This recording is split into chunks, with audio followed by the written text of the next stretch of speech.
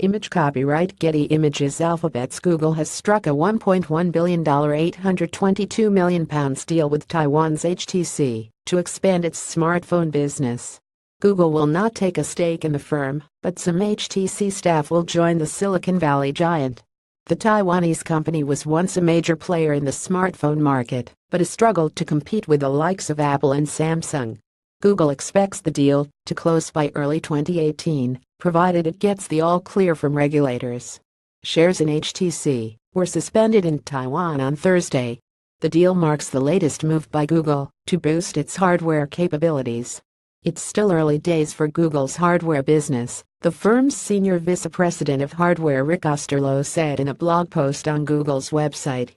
Under the deal, Google will acquire a team of people who develop Pixel smartphones for the U.S. company and receive a non-exclusive license for HTC's intellectual property. It builds on an existing partnership between the two tech companies. "These future fellow Googlers are amazing folks we've already been working with closely on the Pixel smartphone line," Mr. Osterloh said. According to HTC, half their smartphone research and development team, about 2,000 people, will go to Google. HTC manufactures Google smartphones, the Pixel and Pixel XL. The company will release updated version of the devices next month.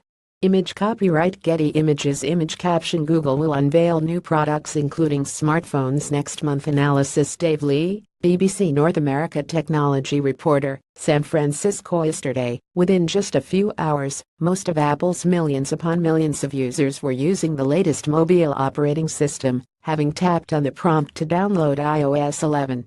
Contrast that experience on Android, where the company's impressive and innovative updates are greatly hampered as it can take months, sometimes years, for those features to filter to users.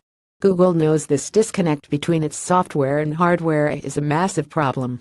And so this curious deal with HTC, which falls short of the rumored buyout, is about solving that problem. If it can have close control over key premium devices, it can be more ambitious with its software. In some respects, this $1.1 billion deal is like a good friend lending their pal a few quid to tide them over for a while. HTC needs Google's money to keep going. And Google needs HTC's expertise and manufacturing capability to remain competitive with its mobile devices. Deal benefits The deal marks Google's second major foray into smartphone manufacturing. In 2011, Alphabet, then named Google, bought Motorola's Mobility for $12.5 billion, only to sell it on 3 years later.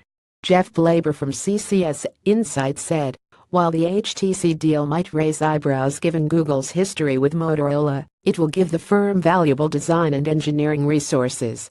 The far bigger risk for Google would be to stand by and do nothing as hardware becomes an all-important means to an end for its core business, Mr. Blaber said. But the big winner is HTC. It's a much-needed investment as HTC struggles to maintain its smartphone business and grow its early start in virtual reality, he added. HTC makes Vive, the VR headset favored by Google, as the alternative Oculus Rift is owned by Facebook. Vive is reportedly outselling Oculus Rift by a margin of nearly 2-to-1, albeit with still modest numbers, and is recognized by many as the superior system. Get news from the BBC in your inbox each weekday morning.